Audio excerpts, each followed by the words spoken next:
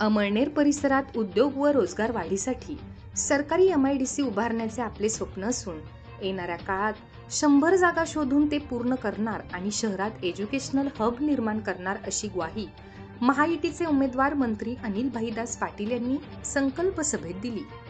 तर काम करणारा माणूस म्हणून अनिलदादांना सपोर्ट करा असे आवाहन खासदार स्मिताताई वाघ यांनी केले. शहरातील व्यापारी, व्यावसायिक बांधव, डॉक्टर, वकील आणि इंजिनियर, CA, शिक्षक आणि इतर बुद्धिजीवी मंडळींच्या उपस्थितीत बन्सीलाल पॅलेस येथे संकल्प सभा पार पडली.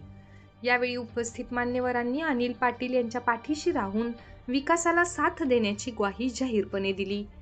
यावेळी मंत्री अनिल पाटील यांनी भावना व्यक्त केल्या. ते म्हणाले की संत सखाराम महाराज, प्रताप शेठजी, पूज्य साने गुरुजी यांची ही भूमी असून या भूमीला पुन्हा कलंक लागला नाही पाहिजे. पूर्वी लोकप्रतिनिधींमध्ये द्वेष आणि जातपात नव्हती, पक्ष होता आणि त्यातून विचारांची लढाई होती.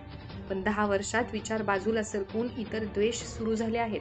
या ठिकाणी मिल चालू करण्यासाठी काहींनी आश्वासन दिले असताना त्या चोरल्या गेल्या.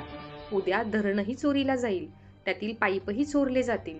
साहेबराव दादांनी चांगले काम पालिकेत केले असताना विरोधकांनी आपल्या नगरसेवकांना घरी पाठवण्याचे कृत्य केले होते. मी आणि स्मिताताई आश्वासन देतो की जीवात जीव असेल तोपर्यंत सर्वांच्या पाठीशी आम्ही उभे राहू.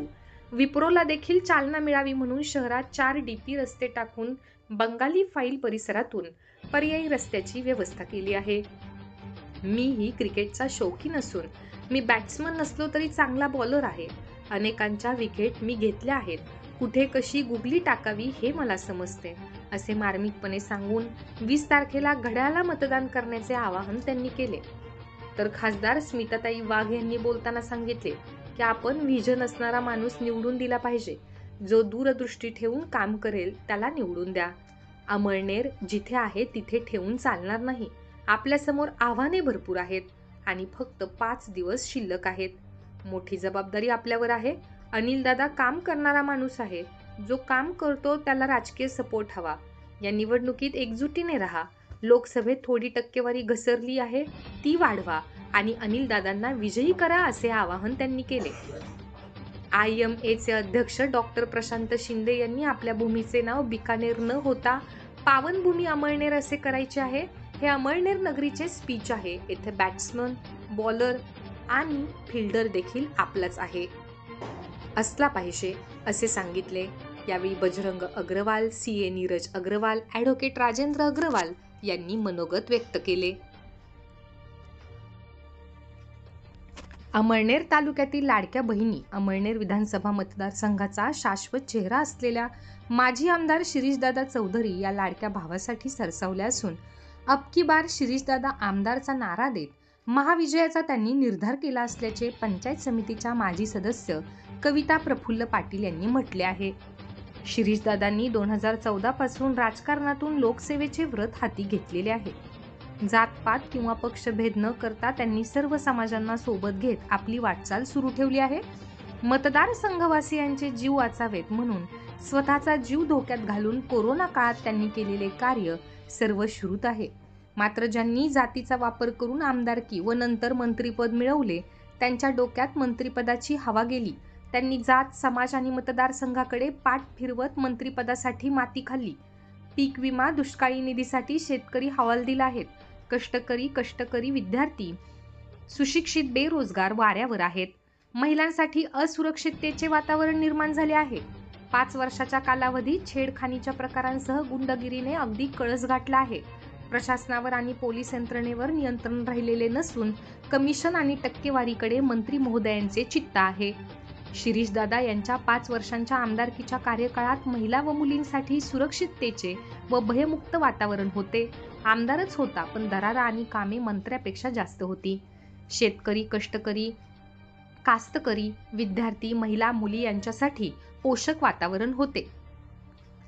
त्यांच्याकडे काम घेऊन गेलेल्या कोणाचाच पान उतारा होत नव्हता. प्रत्येकाची समस्या समजून घेत ती सोडवण्यापर्यंत शिरीषदादांचाच पाठपुरावा असायचा. वैद्यकीय सेवेबाबत मुंबई, दिल्ली आणि देशातील इतर राज्यात जाणाऱ्या रुग्णांना सुद्धा त्यांनी मदत केली होती. मात्र येथे DPच्या मागणी करणाऱ्या शेतकऱ्यांना मंत्री महोदयांकडून अपमानास्पद वागणूक दिली जाते. पीक विम्यासाठी तरसावले जाते. तालुक्याचा समावेश दुष्काळी तालुका म्हणून केला जात नाही.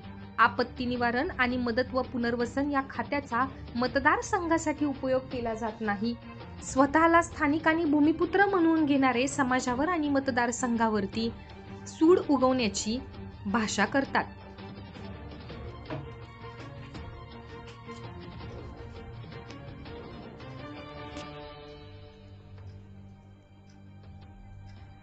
स्वतःला स्थानिक आणि भूमिपुत्र म्हणून घेणारे समाजावर आणि मतदारसंघावर सूड उगवत आहेत.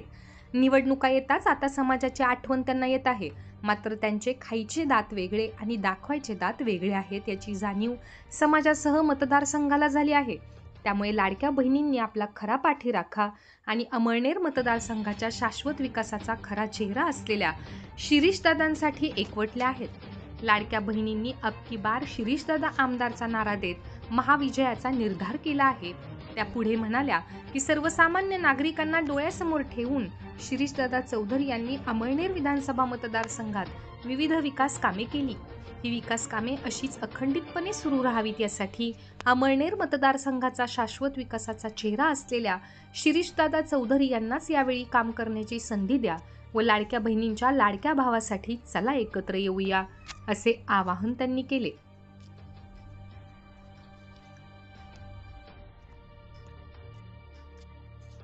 अमळनेर शहरातील एकाही सामान्य व्यक्तीने डीपी रस्त्यांची मागणी केलेली नव्हती, तरी सुद्धा ते मंजूर करण्यात आले आहेत. यासाठी 73 कोटी खर्ची पडणार असून 12 कोटी कर्जबाजारी नगरपालिकेला टाकावे लागणार आहेत. डीपी रस्त्यांच्या ऐवजी शहर अंतर्गत रस्त्यांची कामे करणे आवश्यक होते. अमळनेर शहरासाठी पाडळसे प्रकल्पावरून शाश्वत पाणी पुरवठा मंजूर करण्यात आला आहे. या योजनेवर 195 कोटी 34 लाख रुपये खर्ची पडणार आहेत. त्यात दिवाळखोर नगरपालिकेला 10% आपला हिस्सा म्हणजे 20 कोटी रुपये टाकावे लागणार आहेत. ही दोन्ही कामे मंत्री महोदयांनी वैशिष्ट्यपूर्ण योजनेतून म्हणजे 100% शासकीय निधीतून करणे अपेक्षित होते. त्यासाठी नगरपालिकेला आर्थिक खाईत लोटण्याची आणि सर्वसामान्य अमळनेरकरांच्या खिशाला कात्री लावण्याची गरज नव्हती. त्यामुळे जनतेला फार मोठा आर्थिक फटका बसणार असून अमळनेरकरांना कराच्या रूपाने ही रक्कम भरावी लागली तर हजारो रुपयांची करवाढ होणार आहे. अमळनेरकरांवर कररूपी आपत्ती लादणाऱ्या पुनर्वसन मंत्र्याचे मतदारच उच्चाटन करतील असा दावा डॉक्टर रवींद्र चौधरी यांनी ठोकला आहे. मंत्री महोदयांच्या पत्नी जयश्री अनिल पाटील या नगरपालिकेच्या नगराध्यक्षा होत्या. त्यांच्या कार्यकाळात MSEBचे एक छदामही वीज बिल भरण्यात आलेले नव्हते. तत्कालीन शिरीषदादा मित्र परिवाराची सत्ता आल्यावर वीज बिल माफ करून पाणी पुरवठा सुरळीत केला होता. त्यानंतर तत्कालीन लोकनियुक्त नगराध्यक्ष जिजामाता कृषीभूषण पुष्पलता साहेबराव पाटील यांनी त्यांच्या कार्यकाळात 5 वर्ष 1 रुपयाही वीज बिल थकीत ठेवले नाही. जयश्री पाटील यांच्या कार्यकाळानंतर आता प्रशासकीय कार्यकाळात वीज बिल थकले आहे. सन 2013 मध्ये तत्कालीन आमदार कृषीभूषण साहेबराव पाटील यांनी तत्कालीन आपत्ती निवारण मदत व पुनर्वसन मंत्री पतंगराव कदम यांच्याकडून टंचाई निधीतून अभय योजनेच्या माध्यमातून 1 कोटी 20 लाखांची वीज बिलं माफ करून आणली होती. कर्जबाजारी नगरपालिकेवर बोजा लादणाऱ्या मंत्र्याने स्वतःच्या पत्नीच्या कार्यकाळात थकलेले वीज बिल जरी माफ करून आणले असते तरी मोठी मदत झाली असती. मग तुमच्या आपत्ती निवारण मदत व पुनर्वसन खात्याचा तुम्ही अमळनेर शहरासाठी काय उपयोग केला, असा प्रश्न उपस्थित होत आहे. नगरपालिकेचा केव्हाही होऊ शकतो लिलाव. येथील नगरपालिकेवर 35 कोटींचे कर्ज आहे. देणेदारांचा तगादा सुरू असून न्यायालयानेही चपराक दिली आहे. नगरपालिकेचा मासिक खर्च 50 ते 55 लाख रुपये एवढा आहे. नगरपालिकेकडे MSEB 21 कोटी, इरिगेशन 2 कोटी, नगरपालिका कर्मचारी प्रलंबित देयके 8 कोटी 50 लाख, नगरपालिका पाणी पुरवठा कर्ज 3 कोटी 92 लाख, अशी एकूण 35 कोटी 42 लाख थकबाकी आहे. तर दरमहा पाणी पुरवठा 32 लाख 50 हजार, पथदिवे ते कार्यालयीन 7 लाख, स्टेशनरी 70 हजार, कंत्राटी कामगार देयके 10 लाख व इतर 50 हजार, असे 50 लाख 70 हजार रुपये दरमहा अपरिहार्य खर्च आहे. सद्यस्थितीत नगरपालिकेविरुद्ध जानकीराम भांडारक, बापूसाहेब गरुड, लीलाबाई रुहिया ट्रस्ट, भिवसन भिका पाटील यांच्या एकूण 8 दरखास्ती प्रलंबित असून 17 कोटी व त्यावरील व्याज देणे बाकी आहे. या दरखास्तींमध्ये न्यायालयाने व्यापारी संकुल प्रशासकीय इमारतीसह कैलास तहसील देवाजी बुधा महाजन व्यापारी संकुल यासह काही मिळकतींवर जप्ती वॉरंट काढले आहे. भविष्यात सदर रकमा न भरल्यास न्यायालय नगर परिषद प्रशासकीय इमारतीसह काही मिळकती जाहीर लिलावाद्वारे विक्री करण्याची शक्यता आहे. नगरपालिकेची प्रशासकीय इमारत आणि काही मिळकती यांचा केव्हाही लिलाव होऊ शकतो. ही नामुष्की टाळण्यासाठी मदत व पुनर्वसन मंत्री यांनी काय योगदान केले ते त्यांनी लोकांना सांगावे. नगरपालिकेचे पुनर्वसन करण्याऐवजी 35 कोटींचा नवा बोजा लादलेला आहे. हा बोजा अप्रत्यक्षरित्या सर्वसामान्य अंमळनेरकरांवरच आहे. नगरपालिकेला आर्थिक खाईत लोटण्याची आणि सर्वसामान्य अंमळनेरकरांच्या खिशाला कात्री लावण्याची त्यांना गरज नव्हती. त्यामुळे जनतेला फार मोठा आर्थिक फटका बसणार असून अंमळनेरकरांना कराच्या रूपाने ही रक्कम भरावी लागली तर हजारो रुपयांची करवाढ होणार आहे. अंमळनेर विधानसभा मतदारसंघातील दुसऱ्या टप्प्यात 1431 कर्मचाऱ्यांना निवडणूक निर्णय अधिकारी नितीन कुमार मुंडावरे यांनी छत्रपती शिवाजी महाराज नाट्यगृहात प्रशिक्षण दिले. 38 कर्मचारी गैरहजर होते. त्यांचे प्रशिक्षण 16 रोजी नगरपालिका सभागृहात होणार आहे. तसेच अत्यावश्यक सेवेतील 121 कर्मचाऱ्यांचे मतदान 15 ते 17 दरम्यान राजसारथी सभागृहात होणार आहे.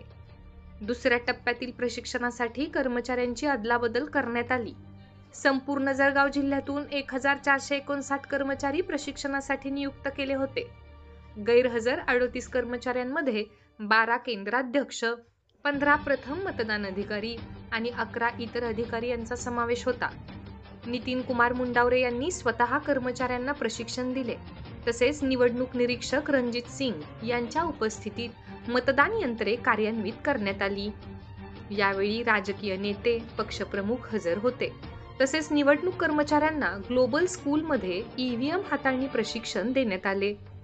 निवडणूक कामासाठी अत्यावश्यक सेवेत असलेले होमगार्ड, आरोग्य सेवेतील कर्मचारी यांच्यासाठी मतदानाची सुविधा 15 ते 17 दरम्यान राजसारथी सभागृहात करण्यात आली आहे. त्याचप्रमाणे 85 वर्षावरील वृद्ध व दिव्यांग 190 मतदारांपैकी 182 मतदान झाले. 4 मतदार मयत झाले तर 4 मतदार उपलब्ध होऊ शकले नाहीत. प्रशिक्षण व निवडणूक कामासाठी निवडणूक निर्णय अधिकारी नितीन कुमार मुंडावरे यांना तहसीलदार रुपेश कुमार सुराणा, नायब तहसीलदार प्रशांत धमके, नितीन ढोकणे, प्रथमेश पिंगळे, DA धनगर, पुरवठा निरीक्षक रुखसाना शेख, रुपाली अडकमोल, प्रियंका पाटील, संदीप पाटील यांनी सहकार्य केले.